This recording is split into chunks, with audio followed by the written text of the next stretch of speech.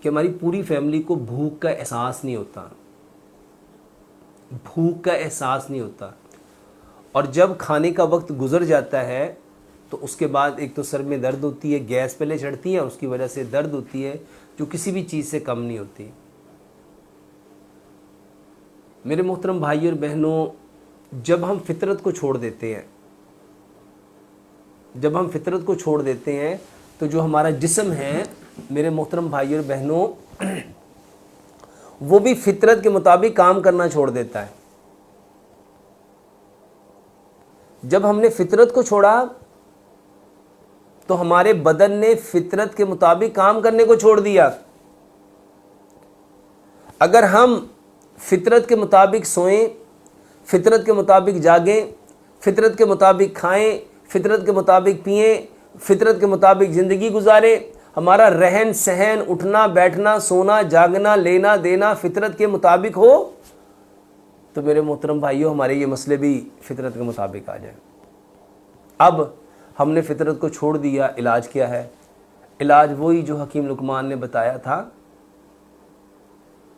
ایک بیماری ہے وہ ہے فطرت کو چھوڑنا، اور ایک علاج ہے واپس فطرت پہ آ جاؤ۔ احمد خلیل بھائی، یہ جو آپ کو اور آپ کی فیملی کو بھوک کا احساس نہیں ہوتا، آپ اپنا کھانا مٹی کے برتن میں بناؤ، سرسوں کے تیل میں بناؤ، چینی کی جگہ گڑ لو، پتھر والا نمک لو، آٹا پتھر کی چکی کا پسا ہوا لو، اور اس کے ساتھ صبح کا کھانا پیٹ بھر کے کھاؤ 60%، دوپہر کا کھانا 30%، شام کا کھانا 10%۔ اکثر بھائیوں کو صبح بھوک کا احساس کیوں نہیں ہوتا؟ کیونکہ وہ لیٹ نائٹ کھانا کھاتے ہیں۔ جب ہم رات کا کھانا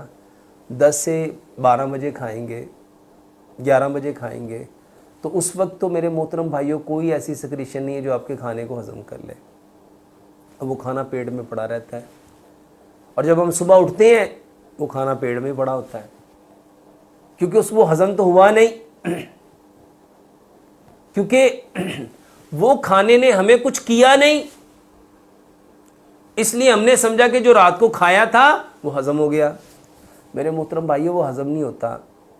وہ آپ کے پیٹ میں ہی رہتا ہے۔ اب صبح جب ہوتی ہے، سورج نکلتا ہے،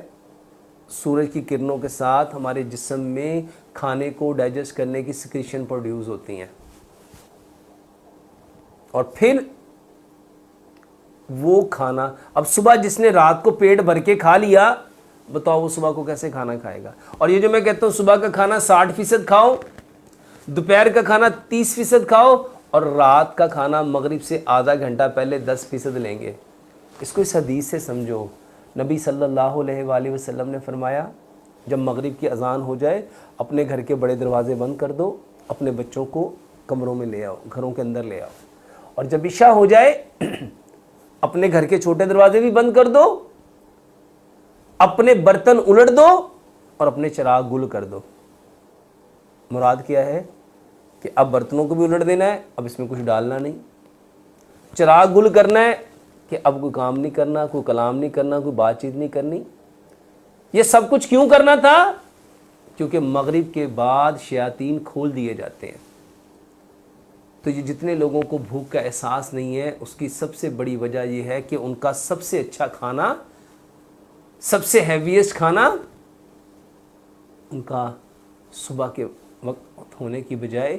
رات کے وقت ہوتا ہے، جب شیاطین کھول دیے جاتے ہیں۔ اور آج ہمارے معاشرے میں رواج بنا ہوا ہے کہ ہم سب سے اچھا کھانا میرے محترم بھائیوں لیٹ نائٹ کھاتے ہیں۔